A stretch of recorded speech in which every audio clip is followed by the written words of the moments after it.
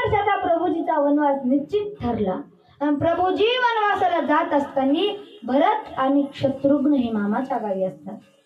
ऐका, भरत आणि शत्रुघ्न हे मामाच्या गावी असतात आणि कौशल्या मातेच्या मांडीवर राजा दशरथाचं मुंडक आहे. आणि सुमंत नेमका श्रीरामाला वनवासाला सोडून आलेला आहे. आणि तेव्हा राजा दशरथ विचारतोय, सांगणारे सुमंत, माझा राम कुठं आहे, माझा लखन कुठं आहे, माझी सीता कुठं आहे.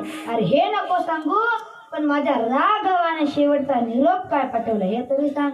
असं म्हणल्याच्या नंतर सुमंत सांगतो, काही नाही हो मालक, एकाच निरोप पाठवला. ते म्हणजे काय, ज्या वेळेस भरत गादीवर बसेल तो दिवस आम्हाला कळवा, आमची कुटिया देखील सजवलेली आहे. हे आहे रामकथेतलं बंधू प्रेम. आता हितभर जागासाठी हातभर बांधासाठी भाऊ भावाच्या घशात कुऱ्हाडी घालायला लागला का नाही. ऐका, बोला बघा. तेव्हा राजा दशरथ लढतोय, राजा दशरथ लढतोय तेव्हा सुमंत समजून घेतोय, म्हणतो, मालक का लढताय तुम्ही, आपण क्षत्रिय कुळातली माणसं आहोत, आपण मरणाला सामोर गेलो तरी लढत नाही, तुम्ही का लढता.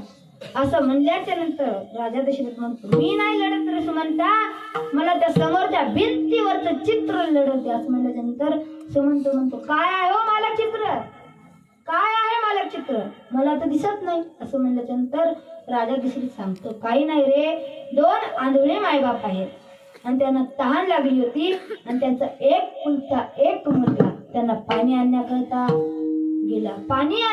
गेला आणि तिथेच मी एका झाडावर बाण धरून बसलो होतो आणि मला वाटलं कोणीतरी शाप आला, कोणीतरी शत्रू आला, म्हणून मी ते बाण सोडला. ते बाण श्रावण बाळाच्या छातीत जाऊन लागला.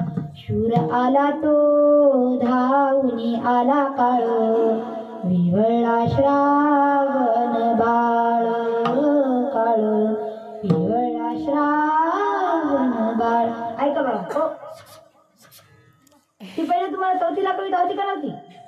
आता आम्हाला तशा आल्याच नाही, आता आम्हाला वेगळ्याच आल्या. या रे या, सारे या, भरभर या रे भरभर या, मजा करा रे मजा करा, दारू प्या रे दारू प्या. अशा कुठं कविता असतात असत का नाहीत ना.